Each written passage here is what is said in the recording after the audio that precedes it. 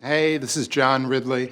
I'm so sorry I wasn't able to join the panel this year, but I'm on location shooting in Toronto. But I did want to take the opportunity to thank you, the fans, for all of your support of Jace Fox in both Future State and Batman Second Son. And I'm so excited to continue Jace's journey in the new ongoing series, I Am Batman. Jace begins his adventures during the heart of Fear State, which is going to be the comic event of the fall. I Am Batman Zero drops August 10th with art by Travel Foreman and Norm Rapman, and I Am Batman #1 drops on September 14th with art by the amazing Olivier Coipel. And next year, we have one more surprise for you that's going to change the Fox family and maybe the DC universe forever. Again, thank you all, and please enjoy the Fear State panel. Hi, everyone. Welcome to San Diego Comic-Con at Home 2021 and the Batman Fear State panel. My name is Ben Abernathy. I'm the group editor here in Gotham City. And thank you to the amazing John Ridley for kicking off our panel with that wonderful introduction. And bookending this panel we'll be joined by Batman and the Joker writer James Tynion IV with a special recording answering some Fear State questions that we had for him in advance. Now, I'm joined today by a mind-blowing lineup of amazing creators here to talk Fear State. My guests today joining me live are in alphabetical order are Stephanie Phillips, our writer on Harley Quinn, Mariko Tamaki, writer on Detective Comics, Tom Taylor, our writer on Nightwing, and Ram V, our writer on Catwoman. Welcome, everyone. Thank you. So let's kick this panel off with an icebreaker question, just to sort of set the mood. Since we're talking about an event called Fear State today, what's your deepest fear? Stephanie? I am petrified of snakes. I grew up in Florida, and I didn't realize until I was older that it's not normal for other places to have nursery rhymes about how to tell which snakes are venomous or not. It's a word I apparently can't say. So yeah, as a little child, you could identify like, oh, which snake you're bitten by and make sure you tell paramedics so that you don't die. So I'm terrified of snakes and can't deal with them. Snakes and Florida. Yeah, Florida is just not a good place for that. I was chased as by a water moccasin as a toddler, and I think it just like solidified, like, don't go near the water, just don't deal with snakes. Yeah, not good with reptiles. I love it. Mariko, what's your deepest fear? I'm actually really scared of the dark, which is not, I think, super helpful. I mean, I live in the city, so it's never really dark here. But whenever I go to the country and it's actually dark, I use up a lot of flashlight batteries by just keeping a light on all the time. So yeah, it also probably doesn't help that I set a lot of stories where horrible things are waiting for people in the dark. So I'm sort of perpetuating my own fear. I love it. I love it. Tom Taylor, how about you? Well, I live in Australia, so I'm not allowed to be afraid of snakes because they're our cuddly friends that are all around us at all times, along with spiders and blue-ringed octopuses. I think, look, my biggest fear is just like that you guys will all find out that I've conned my way into this industry as an Australian, like standard imposter syndrome. Like this Australian fanboy is now writing Nightwing and Superman and Batman the Detective, like that you will just like, that I'll accidentally let it slip and say some sort of panel situation that I should not be here, but I don't think that'll ever happen. I love it. Ram, what is your deepest fear? More nightmares out of Australia. I don't like spiders or insects for that matter. I have no history of any kind of beef with spiders, but it's just as soon as there's an insect somewhere within like a 15-mile radius of me, my brain just goes, there's an insect here. There's a fly in the room. There's a fly in the room. I don't know why, but yeah. No. Just very quickly, I actually got sent one once in a box of comps. I opened the box and there was a spider sent from America that came out of there. That was amazing. Yeah. That was actually like a bonus. Welcome to your homeland, spider. That's right. Oh, I love it. I love it. So let's go for a quick status quo update on your various titles. So when new readers check out Fear State this fall, they'll have some background sort of to what's going on. Stephanie, what can you tell us about Harley Quinn's path toward redemption in the ongoing series that you and Riley Rosmo are producing?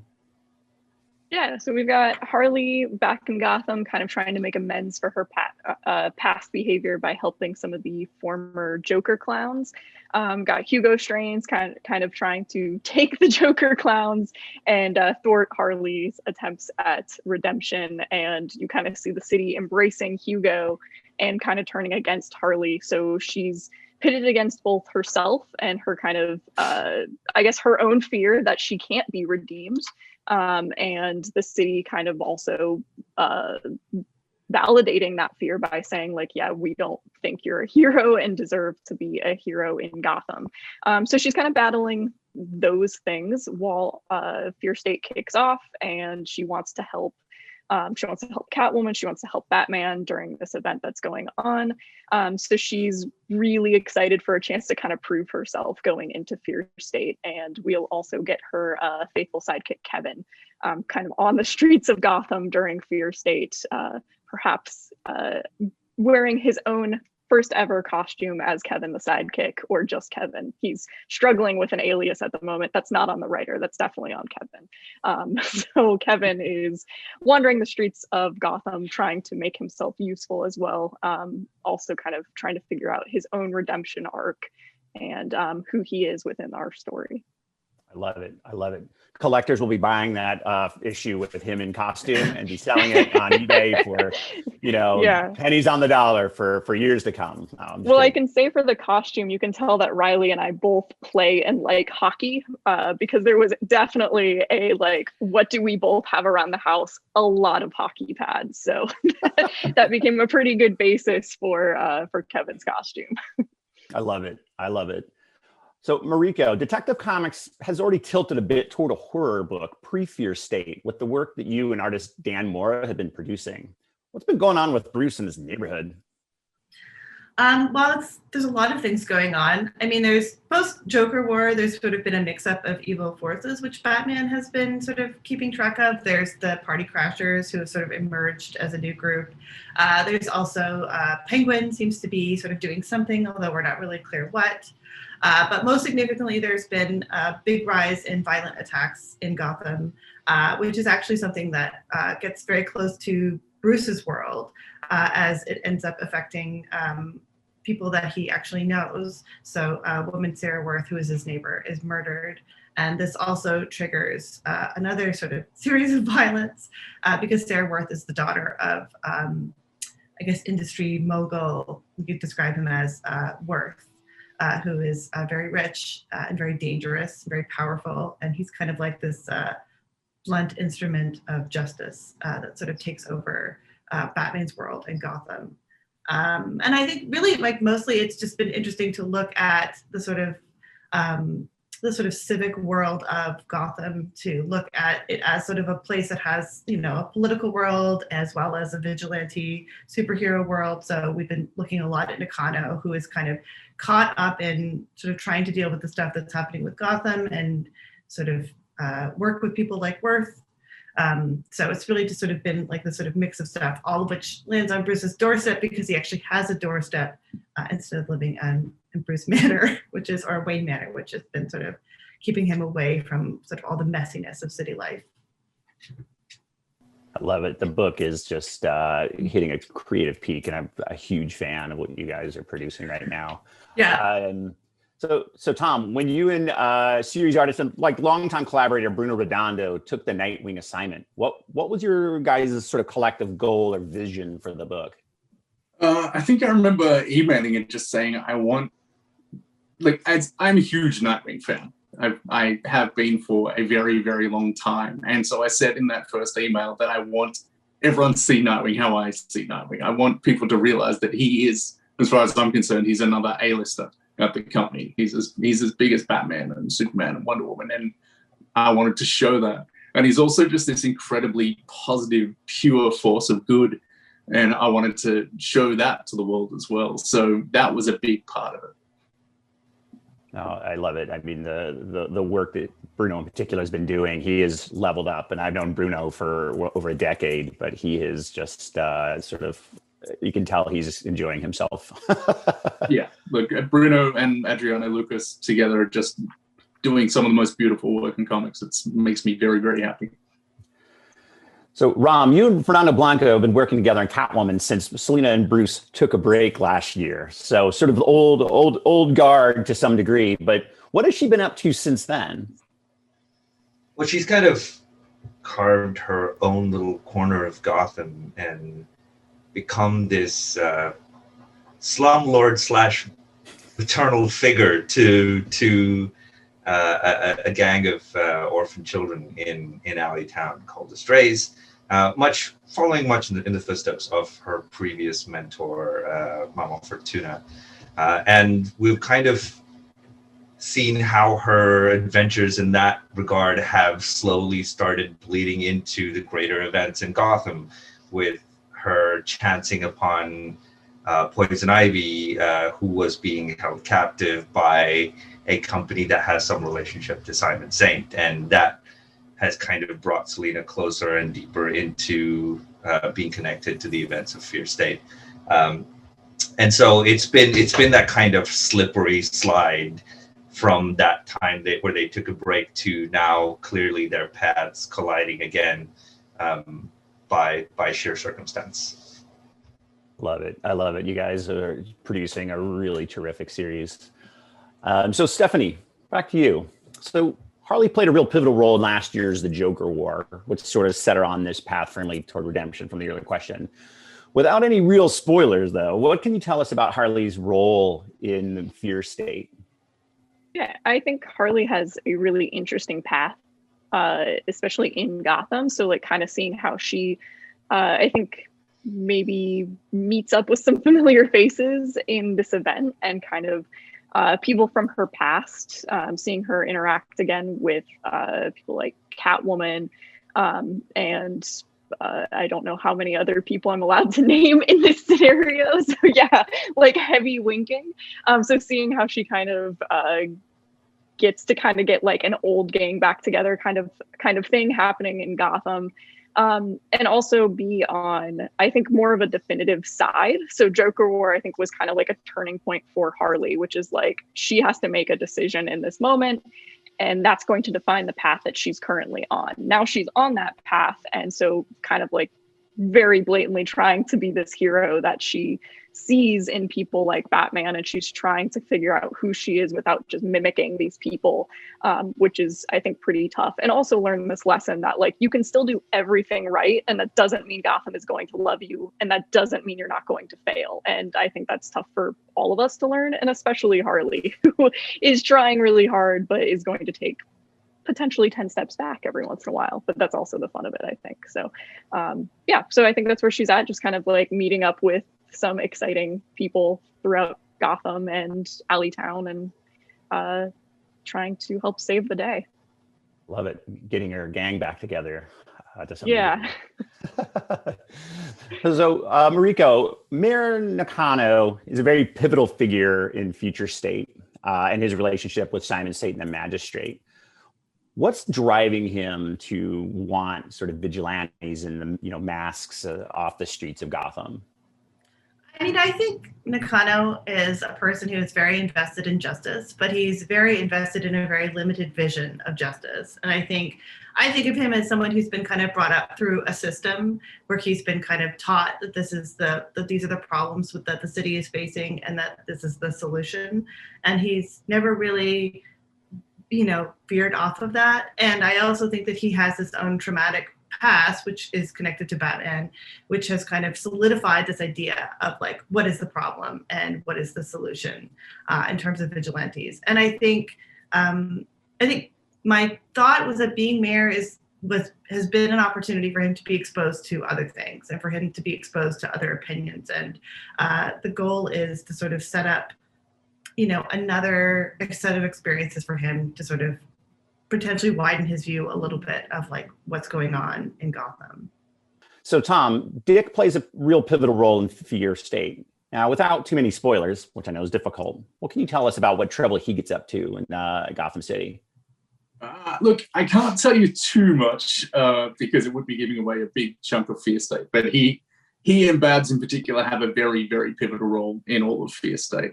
I will say that Dick has inherited billions of dollars from Alfred.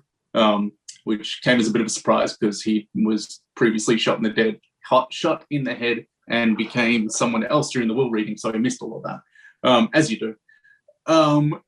But he wants to lift Bloodhaven. He wants to lift his city. He wants to be the safety net for the city.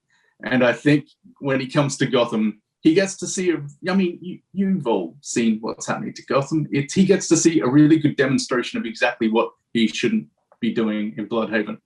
But Babs is under attack.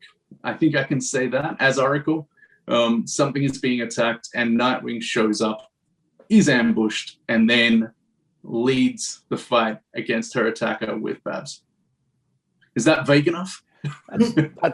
That's good. I love it. It's vague, but definitely I think wants to have people wanting to pick up the series. And, But he does have some good people alongside him. So we will see Tim Drake again. We will see some Batgirls. Excellent. So Ram, in advance of the launch of Fear State, we see the Magistrate sort of initially targeting Alleytown. And again, without too many spoilers, why are the Magistrate sort of menacing that neighborhood? Yeah, I mean, Alleytown for Nakano's PR purposes serves as a good staging point to go like, look, this is how I'm going to improve the law and order situation in your city. This corner of Gotham that has always been underdeveloped, a cesspit full of robbery and thieves and strays, if you will. We're going to fix it. We're going to change the terrain of this place and lift it up, if you will. And that's kind of Nakano's PR. And since his law and order program has largely involved this private force supplementing Gotham's law and order infrastructure, it serves as his kind of pilot program. But obviously what he doesn't realize is things are about to go very wrong. As they usually do. Now, Stephanie, I think a lot of people are wondering, Riley Rosmo had posted an image of this character called Waffle Dog on social media recently with the suspicion that he or she will be making an appearance in Harley Quinn. Can you give us the scoop on that character? It's a dog named Waffle. And, I think a long time ago, there were things that Riley told me he was really excited to draw, one of which was a dog and one was a bear.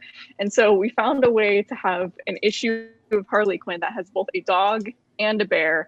And the dog's name is Waffle, which just Harley can't quite comprehend a dog named Waffle. So I think what you're occasionally seeing is her imagining the dog somehow morphed with a waffle at times. And we've liked it so much that I think Waffle Dog is probably going to stick around in subsequent issues too. So we liked Waffle Dog.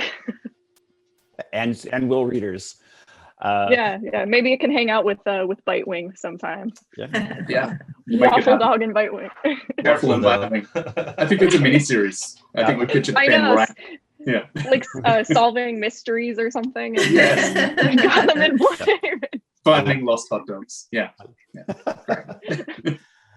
Mariko, how will the events of Fear State evolve Nakano and Batman's relationship directly? As they have as you'd mentioned, they have a very dramatic sort of past that we first saw in Detective 1027. Without too many spoilers, can you give us any sort of hint of what that relationship will look like through Fear State and beyond, perhaps?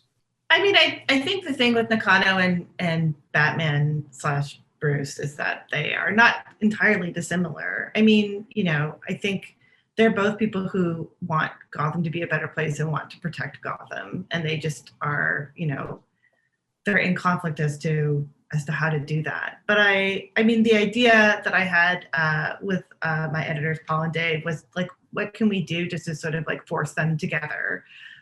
So basically in figuring out how to force them together, we came up with the grossest possible way, the most like sci-fi monster gross way to force them together. So it's like, it's like conflict resolution, but like comic book style. Like, so that's basically what we've done. That sounds pretty amazing. And having seen some of the artwork, it is definitely putting the fear in Fear State. Yes. What we'll see. Since we were on the canine theme there momentarily, Tom, a lot of fans are wondering if Bitewing will suit up and help Nightwing fight the Magistrate. Is there No! any? No way! I saw that because I'm like, I'm not bringing a puppy to Gotham during this. I mean, you're the editor, you know what's going on. It's gonna, like, no one would bring a puppy into that. Dick is a very responsible new doggy dad, and he leaves Bitewing with a neighbor, and their children quickly take Bitewing and promise that they'll look after it better than their goldfish. Excellent. Yeah, that's the plot and we twist don't know what didn't- happened to the goldfish, but the kids insist that it got what it deserved. Phew. Excellent. So the first spoiler revealed. Yeah. So Ram, we'll bring this back with the Fear State theme, like the question that we had at the top. What do you think Selena's deepest fear is? I'm sure everyone's going to be like commitment, but what do you think as the lead writer on the title? I mean, it's funny. I'm actually writing probably the set of issues that start really delving into that. And I think on some level, her deepest fear is being alone, actually, and not commitment. Quite the opposite, in that perhaps she's coming to the realization that it doesn't matter if she's a thief or she's trying to be a hero or she's trying to be something in between. That people around her tend to get hurt, and there's been a history of that. And she wonders perhaps if the reason she's had this relationship with Batman is because he's probably one of the few who can be around her without worrying about being hurt. And I think we'll start getting, there are incidents that happen which really start bearing down on these questions as we just get into the events of Fear State. I love it. Well, those were the questions that we were going to ask on the panel. Is there anything my esteemed panelists would like to add for readers and fans and people around the world watching? I can quickly tell you that there is going to be something genuinely life-changing for Nightwing in issue 81, and I would make sure everybody picks that one up. It's big. It's coming out soon. I hope people like it. If you don't, it was someone else's idea. Does it have anything to do with the goldfish, Tom? Oh man, that goldfish had it coming. It was not a good soul. Evil goldfish. Yeah. How do you know? Unless you speak goldfish, how do you even know that? Because it has a bubble as a monocle, clearly. Yes. I mean, Okay. Dick is friends with Nightwing, or with Aquaman and Nightwing, actually. But Yeah, it's spying on Nightwing for Aquaman, as all goldfish do, right? There you go. That's why you have to feed fake information to the goldfish. You can be like, you know where I'm going? I mean, since we're talking, I should tell you where I'm going. And then you don't go there. That's how you spoil it. Now I want this goldfish to be the villain in the Bitewing and Waffle miniseries. It's going to be great. Oh, yeah. Done. I think we can find a slot in Batman Urban Legends for this very story. So I love it. I love it. Now we have a special treat with Batman and the Joker writer James Tynion IV with a special pre-recorded answer Q&A session. Take it away, James.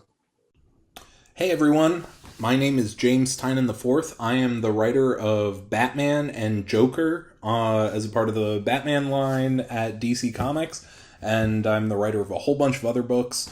But today we're here to talk about Fear State.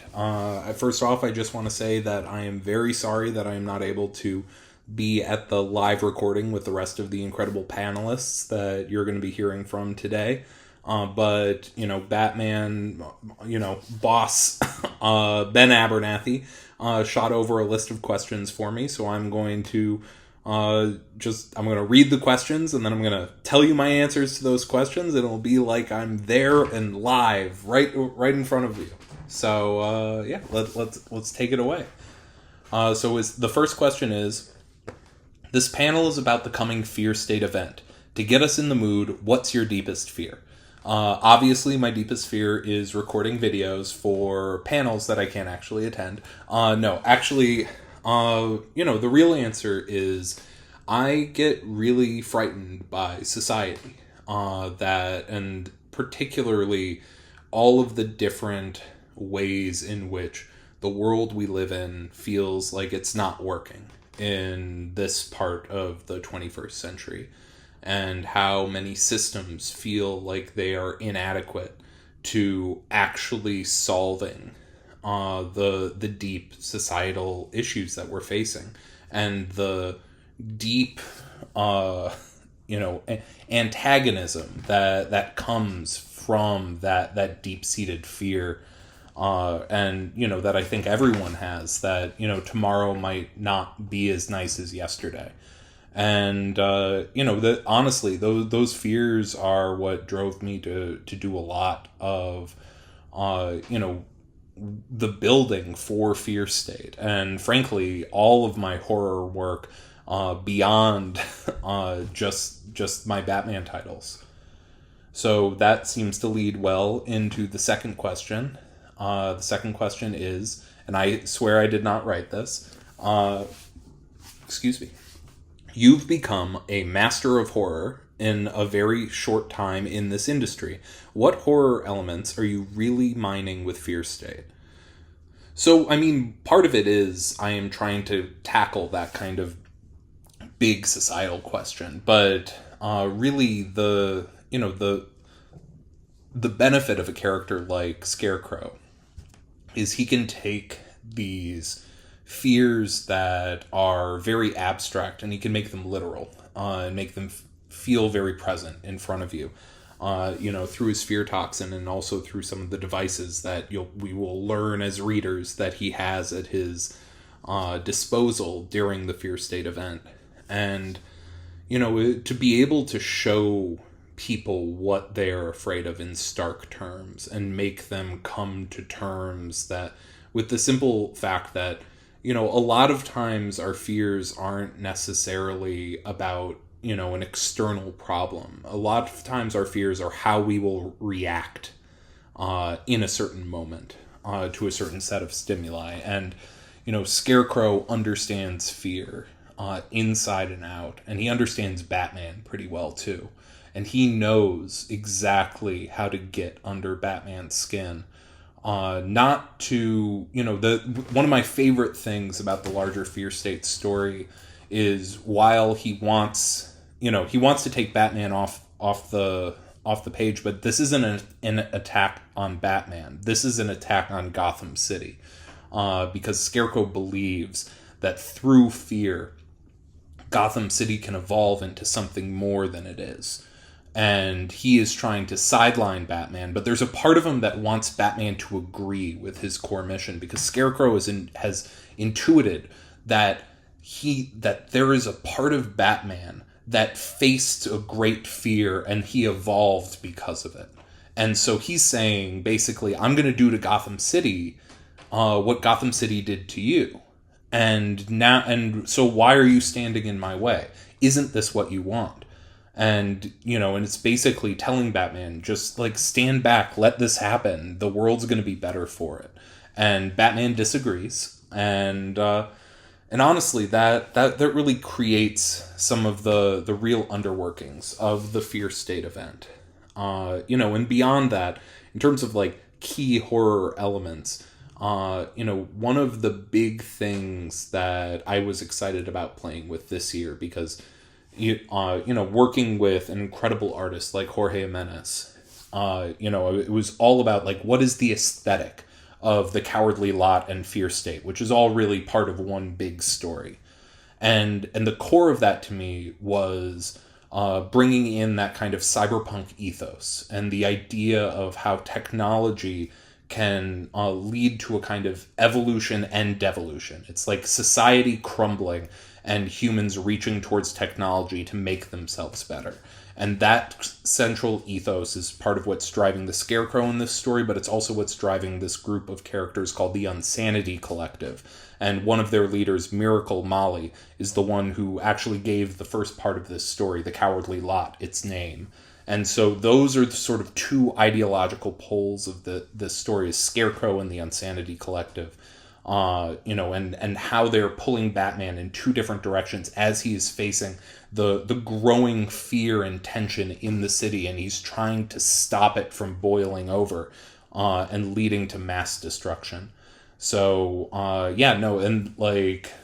so bringing those cyberpunk elements out and putting them up front and center, and working with Jorge to create the amazing characters in the Unsanity Collective, and establish them as in their cyberpunk glory, but also create a brand new look for Scarecrow, which is, I think, one of the coolest villain redesigns in recent years. So I'm just so excited about it. But I'm sort of rambling in a few different directions, so I'm gonna ask myself the next question. Well, and I should have asked myself this question before, because the question is, what about the Scarecrow do you find fascinating in relation to Batman in Gotham City? So Scarecrow is a character that I have felt for a long time has deserved a real A-list Batman story, because he is such a fascinating character, and he cuts right to the heart of what Bruce is, and Bruce's relationship with fear, and his relationship to overcoming fear, and Bruce's fear of the bat, and his embodiment of the bat, and his use of the bat to make people afraid of him. And so Batman's a hero who thinks a lot about fear, and here's a villain who thinks a lot about fear. And I think the trap that was easy to fall into, and I think that's why a number of writers sort of stayed away from it for a while, was the fact that, with the fear toxin, you can spend an entire storyline in, just in a dream sequence, essentially. And while that's a really effective, moment, and you can draw a lot of great character out of it, it's hard to escalate that. So I wanted to try to create a massive attack on Gotham City organized by the Scarecrow, where he doesn't use a single drop of fear toxin on the people of Gotham City. And we're sort of seeing how he manipulates the media, how he manipulates this new organization called the Magistrate, how he manipulates Batman, the Unsanity Collective, and he's taking all of these pieces and he's pitting them together to make the people of Gotham City more frightened than they have ever been.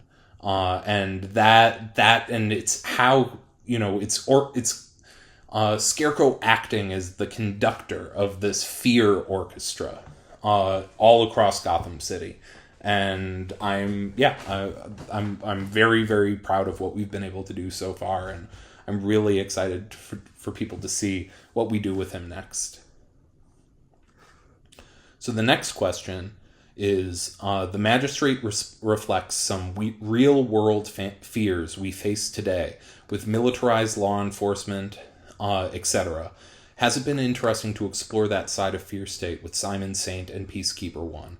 Absolutely, yes. And this is something where there's an element of it that is both very timely, but it's also a little timeless. There's, because, obviously in Peacekeeper 1 and Simon Saint, there's a thread of RoboCop and all of that as well, which is, obviously that's a movie as old as I am. And so this is something where I wanted to bring these pieces to, not necessarily to, not looking to just shove the day's news in people's faces, but also to be able to use Gotham as a kind of conduit to talk about the fears in a big city, and to talk about how people manipulate those fears to pit people against each other.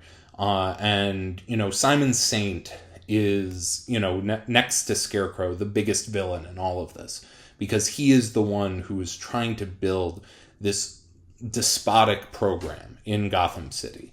And in Peacekeeper 1, we have this character who, as you learn more about him, Sean Mahoney, we're going to learn that he's from a line of, a family of police officers who were kicked off of the force when Jim Gordon finally rooted out a lot of the deep corruption in the Gotham City Police Department. And since that time, Sean Mahoney has worked as a prison guard at Arkham Asylum. And there's this resentment that's been building in him. And this feeling that he deserved to be this great hero, that his path as a great hero was stopped by men like Batman, by men like Jim Gordon.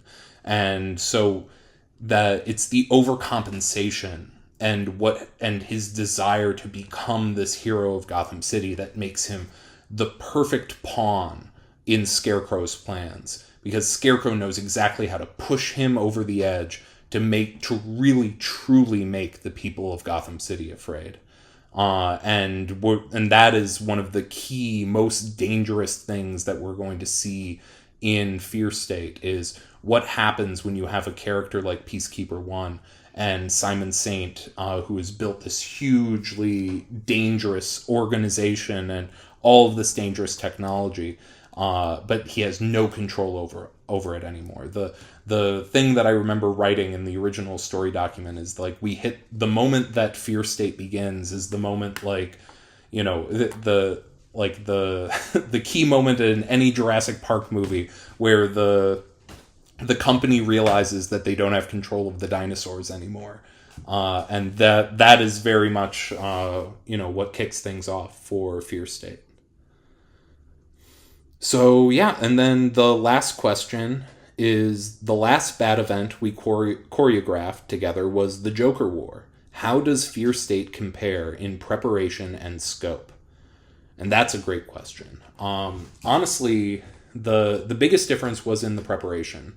Joker War came together very fast and loose, and we knew that, and I've talked publicly about how, it's a story that sort of shrank in size and then expanded in size and then shrank in size again, but then it expanded again. And so, it was a little fly by the seat of our pants.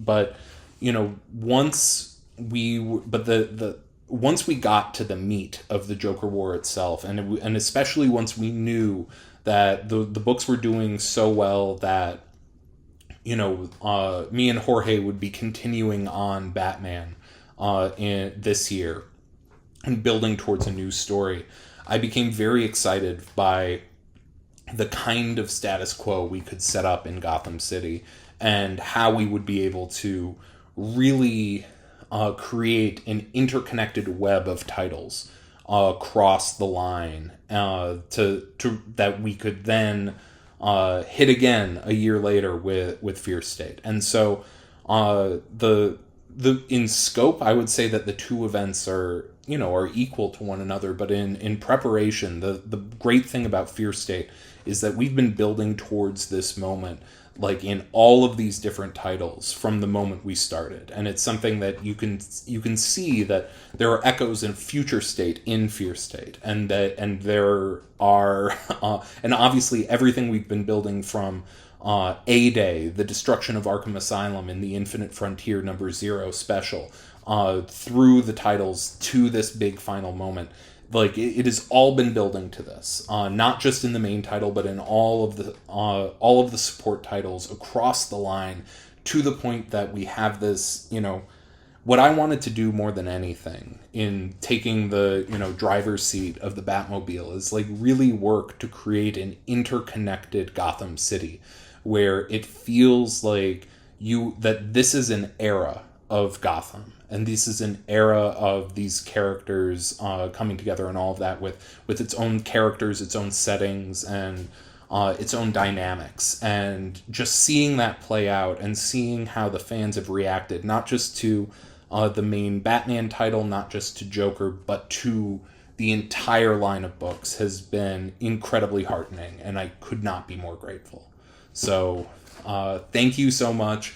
Thank you for all the support that you've shown me and Jorge. And even though it's not playing into the Fear State event, I also want to thank all of the fans of the Joker series, which is just, like, that is me fanboying out over on that book. That's me.